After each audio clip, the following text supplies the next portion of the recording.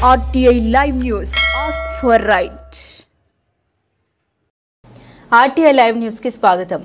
24 ఏళ్ల క్రితం ఇందిరా ప్రభ పథకం కింద 525 ఎకరాల భూమి, ప్రతి మనిషికి 2 ఎకరాల భూమి, మోసూరులో మామిడి మొక్కలు, బోర్లు, లెవెలింగ్ వంటివి కాంగ్రెస్ ప్రభుత్వం హయాంలో ఇవ్వడం జరిగిందని, ఎస్సీ, ఎస్టీ, బీసీలు కలిసి ఉన్నారని, ఎవరికి కేటాయించిన భూములు వారు సాగు చేసుకుంటూ ఉన్నారని, ఇటీవల కొంతమంది వేరే పార్టీకి చెందిన బీసీ నాయకులు ఎస్సీలపై ఫిర్యాదు చేయడంలో రెవెన్యూ అధికారులు తమను ఇబ్బందులకు గురి చేస్తున్నారని, రేక్కాడితే గాని డొక్కాడని బ్రతుకులు తమవని, తమను ఆదుకోవాలని పత్రికా ముఖంగా తెలిపారు. కక్ష సాధింపు చర్యలకు పాల్పడుతున్నారని వైసీపీ మాజీ ఎంపీపీ, వైసీపీ సర్పంచ్ ప్రతినిధి, 24 ఏళ్ల రాజకీయ అనుభవం ఉన్న గండిపల్లి రాము మీడియా ముందు తన ఆక్రోశాన్ని వెల్లడించారు.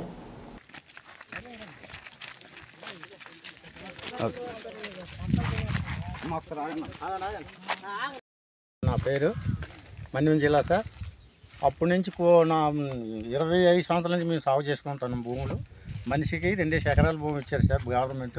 అదే మేము సాగు చేసుకుంటున్నాము. ఎవరి భూమి ఆక్రమించుకోలేదు, ఎవరి మేము శోధన చేసుకోలేదు. మా భూమి మాకు బాగా వేసుకుంటాం. దానికి యాదవులు మా మీదకు పంపిస్తాను సార్. అది న్యాయం కాదు సార్. మా భూమి మాకు ఉండాలని మమ్మల్ని కోరుకుంటాము.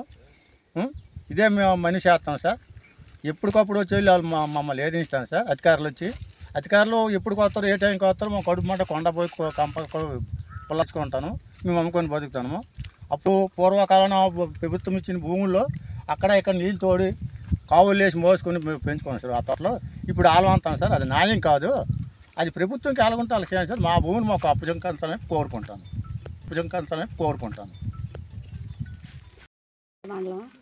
మా భూమి మీదకి వాళ్ళు వస్తాను. మా కూలి నాలి చేసుకుంటే కానీ మాకు అవ్వదు సార్. మాకు ఎప్పుడు నుండో ఉన్నాయి, అవి గవర్నమెంట్ ఇచ్చింది. ఇప్పుడు మేము బొగ్గు చేసుకొని సాగు చేసుకుంటే వాటి మీదకి వస్తాను.